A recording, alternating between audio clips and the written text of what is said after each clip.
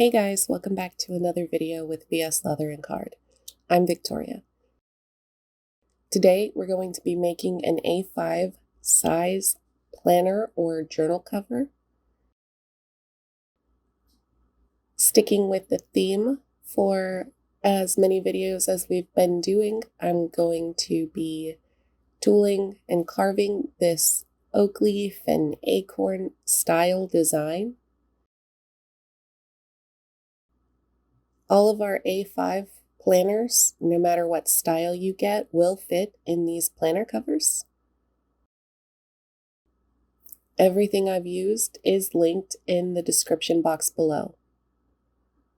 Our next shop update is going to be March 20th. Be on the lookout because this cover might be part of a his and hers set. As I'm tooling, I am just using my largest beveler to go around just to speed things up a bit. I'll go back in with my lifter and really try to get some dimension from there. I really like making planner covers because the canvas is a lot larger and I can be a lot more creative with my designs. I wanted this collection to be similar in style, but not necessarily match every detail. So I've just added in some oak leaves here, no acorns on this project. The lifter I'm using is from Tandy. However, the beveler I used is from an Amazon kit. I will have those linked also in the description box. I don't actually case my leather. I wet it as needed for whatever tool I'm running. I'm going to be using this cork-backed ruler to make a line down the center or the diagonal of this planner cover. And I'm using my smallest basket stamp. I'm just going to bevel down that outside edge. It's just less than a 1/4 inch wide. And now we'll start adding some dimension with the different lifters. And now we're going to add a bit of color, dimension, and somewhere for the antique to hold on to with these shaders. I'm using a checkered pear shader here.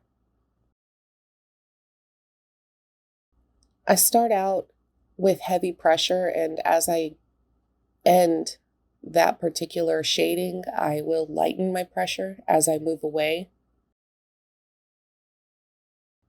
I'm going to be using my veiner to go around these swirls. As I said before, this is one of my favorite shapes, and this is how I love to tool it. I'm also just adding a bit of detail in that leaf with the veiner as well.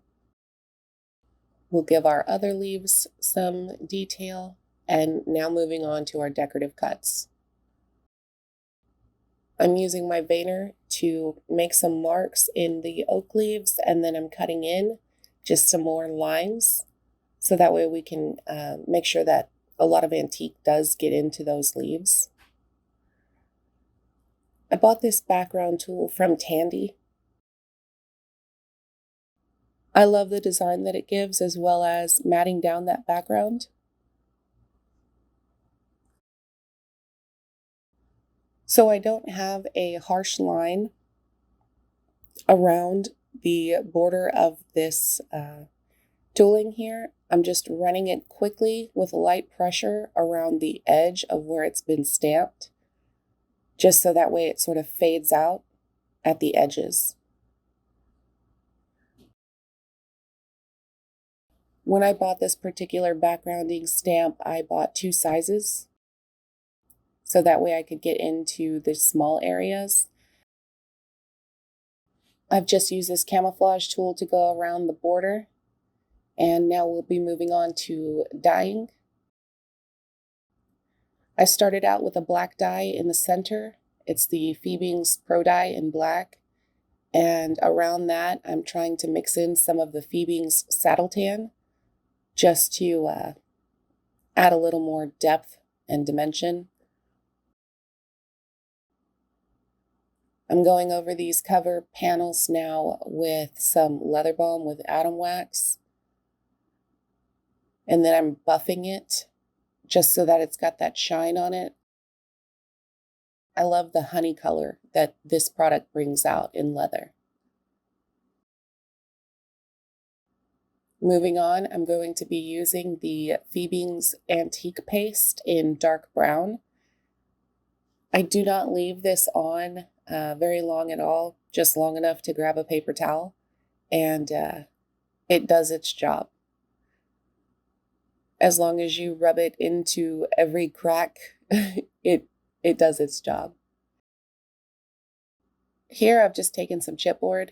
What I'm going to be doing is putting a panel or a piece of that I've skived down around the edges to back the leather just to give it even more rigidity and strength.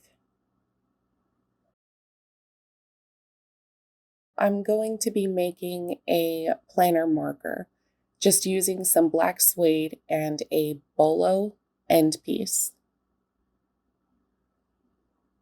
I'm just using some E6000 to secure that in place. I'm using my awl or a scratch tool to press that in. And then I'm going to line the leather with a suede. So I want to make sure that I have at least 2 coats of glue on there to give it plenty of coverage and get that suede to stick not only to the chipboard, but also to the leather.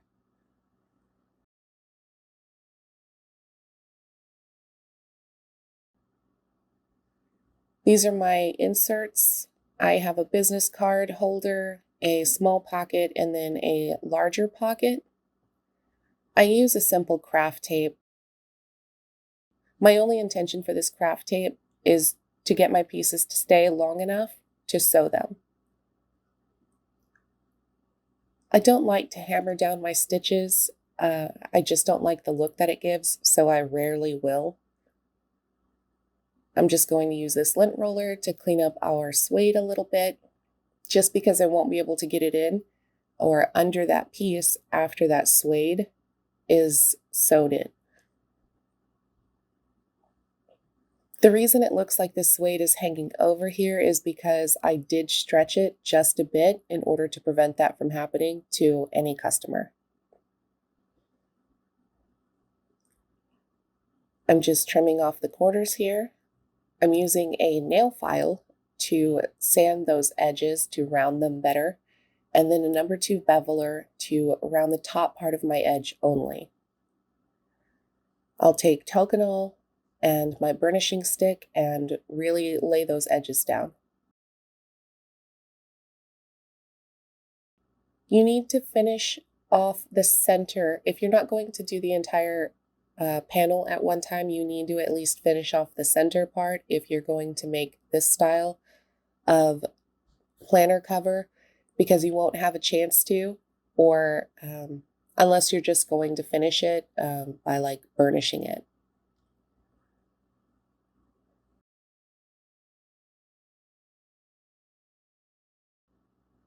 I did forget to dye this closure piece before I added my hardware, so I'll dye that and then clean off the hardware with a paper towel.